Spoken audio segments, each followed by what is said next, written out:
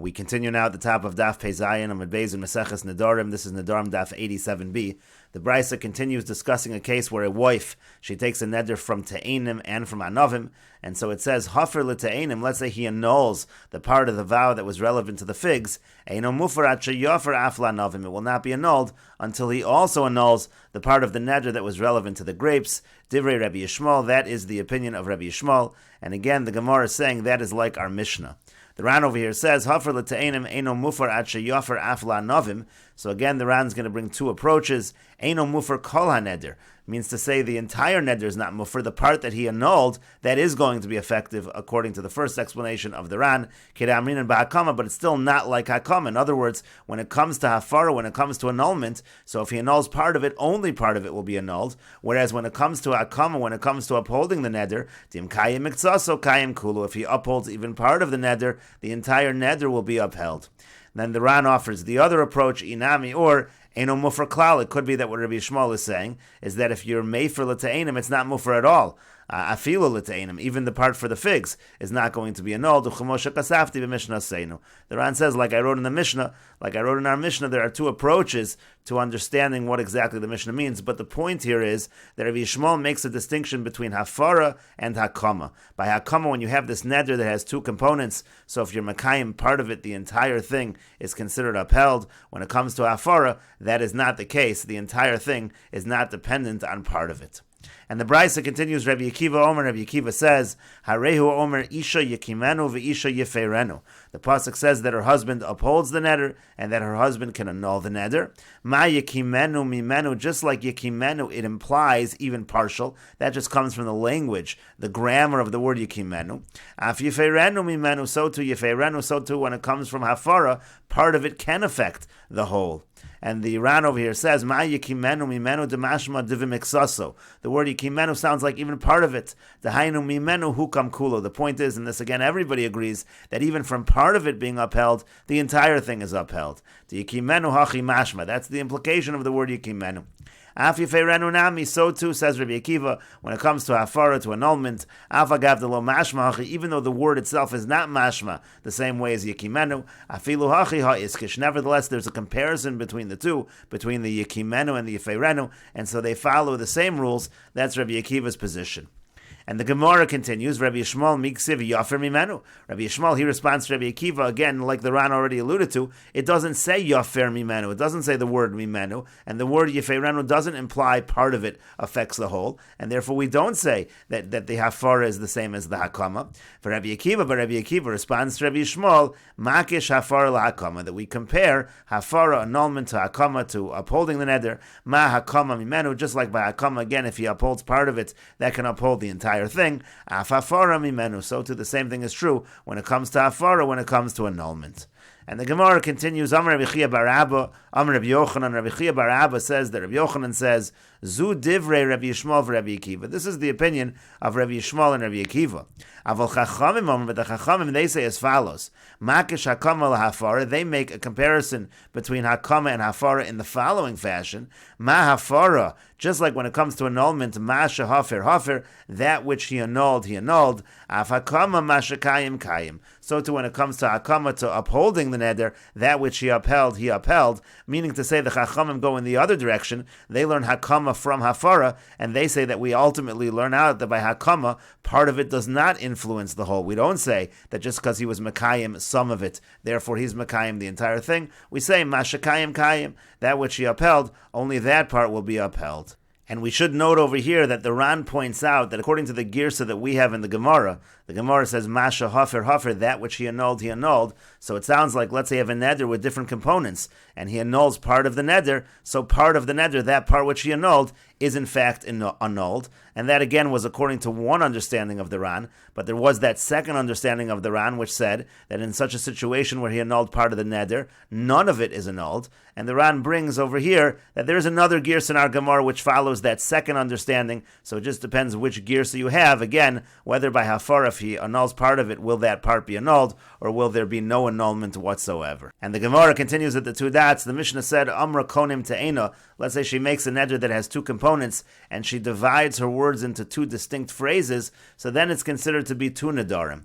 And the Gemara says, Amar Rava says, Masnis and Rabbi Shimon here. Our Mishnah follows the opinion of Rabbi Shimon. The Amar Sheyomar Shvua l'chol echad v'echad. He says a similar thing by Shvuas hapikadon. If you say Shvua by each one, so then they are considered to be distinct. The Ran over here explains, Amar Rava Rabbi Shimon he the Amar Sheyomar Shvua l'chol echad v'echad. Beperak Shvuas hapikadon he the Tanan Hasam. There's a Mishnah over there in Shvuas. Hayu chamisha tov and oso. Let's say 5 people claim from the guy. V'Amar Shvua she'en l'cha b'yadi v'lo l'cha chayiv al kol echad v'echad. If he says a Shvua that I don't know you, so he's chayiv on every single one. That's the carbon Shvuas hapikadon. Rabbi Shimon says at Sheyomar Shvua l'chol echad v'echad. No, he has to say the word Shvua for each one, and then they're considered to be independent. So that's the same thing over here. Hachanami here also. Lo chashivi le'shnei nedarim achatomer she'ani toemes l'chol echad v'echad. It's not considered two nedarim until she actually says the phrase shani toemes by each distinct part of the neder. Avolimam rakonim shani toemes lo teina v'lo anava. But let's say she phrases it a konim that I'm not going to taste teina and anava. So then Rabbi Shimon neder echad have. According to Rabbi Shimon, that would actually just be one neder. Ul Rabbanan have shnei nedarim. But the Rabbanan would say that's considered two nedarim. And so again, the Gemara over here is saying that our Mishnah is following Rabbi Shimon. And the Gemara continues with the Mishnah, Yodeya ani sheyesh nedarim. Let's say the husband says, I know that there are nedarim here. Aval eini yodeya sheyesh mefirin. But I didn't know that there's this idea that I could be made for the neder, that I'm able to annul the neder. So then the Mishnah says, Yofer. So then he's still able to annul the neder. Yodeya ani sheyesh mefir. Now, if he says, I know about the concept that I could have annulled it, Aval eini yodeya shezen neder, but I didn't know that this was a neder, so that's a machlokas tanoim. Rabbi Meir omer lo yofer, v'chachamim omer yofer. Rabbi Meir says he can no longer annul the vow, and the chachamim say that he is able to annul the vow. We'll take a look at the Ran over here. Yodei ani sheyesh nedarim shemashen nodra ishti havin neder gomer. What it means is, let's say he says, I know that she made a real neder. I didn't know that a husband is able to annul the vows of his wife. I didn't know this concept of hafara by nedarim of affliction or nedarim that have to do with the relationship. So the way the Ran understands is yafer la'achar mikan. Normally you have to do the annulment within that day. But here he says he didn't know about that concept, so he can even annul it later. That's what the Mishnah means. He has that whole day from the time that he realized he could annul. Because until the day where he understood, that's not called the day he heard about it. If he heard about a neder, but he didn't realize he could annul the neder, that's not really hearing about the neder. So at the moment that he understands that he could annul it, it's from that point in time that we say he has a day to annul the vow. And then the Mishnah said, Yodeani sheyesh mefir and sheyesh mixas nedarim shabayla mefir nosan. Let's say he says, I know that there are some nedarim that can be annulled. Aval eini yodea shezen neder. I didn't know this was a neder. And the Ran explains, shezen meosa nedarim shabal mefir. I didn't know this was of the category of nedarim that could be annulled, but I knew there was a concept of annulment. And the Ran continues, Rabbi Meir omer lo yafer. Rabbi Meir says in this case, again, where the person knows about the concept of afara, but he doesn't know that this is a neder that can be annulled. Rabbi Meir says he cannot annul the vow, and the Chachamim say he can annul the vow. And the Ran presents two approaches to understanding this machlokas tanoim.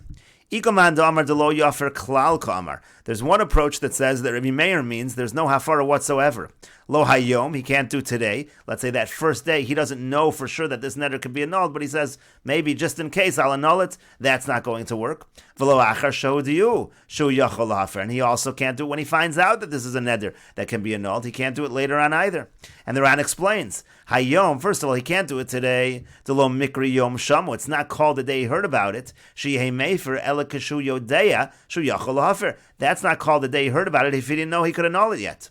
And then after they let him know that he's able to annul it, Nami lo yafer, he also can't annul it. Mishum diyadia kamaisa, because when he first found out about it, legabe shalo yuchal lohafer achar mikan yom shamo mikri. Really, that first day is yom shamo in terms of the fact that the later time is not yom shamo. So in other words, that first day that he heard about it, since he didn't know that this particular neder was able to be annulled, that's not really yom shamo, he can't annul it. And later on also is not yom shamo, he can't annul it then also, uchvaraver, because that first day already passed. And according to this approach, the Chachamim say, Yafer b'yom zeh, only that first day, when he first hears about it, even though he doesn't realize it can be annulled, but let's say just in case he annuls it, that would work. Because they hold a little bit of knowledge is like, even though he doesn't fully understand really that he can do hafara, but he knows about the neder, he knows about the concept of hafara, that's good enough. Aval kol sha'avar yomo, but again, according to this approach, once that first day passes by, shuv eno mefer, he can't annul it the yom kama yom shama mikri linyan sheyachol hafer bo ulin sheinu yachol hafer mikan laba. Because again, the first day is yom shamo, the later days are not. So again, according to this approach, Rabbi Meir holds he can't do hafara whatsoever, and according to the Chachamim, you could do it on the first day, but you can't do it later on. There's another approach that says the Chiyam Rabbi Meir lo yafer, that when Rabbi Meir says he can't annul dafka b'yom shalacharav kamar. No, Rabbi Meir is the one that says you can't annul it after that first day. Avol bo b'yom mefer b'yadiyazu. But on that first day, Rabbi Meir would agree you actually could annul the vow, the svirle, the kanshu yodea sheyesh nedarim, because Rabbi Meir holds since the person knows about the concept of nedarim, v'yesh mefir, and the concept of annulment, yadiya gemura mikri, that's good enough, that's considered yadiya. Afal pi sheinu yodea shazen neder, even though he doesn't know this is a neder. And according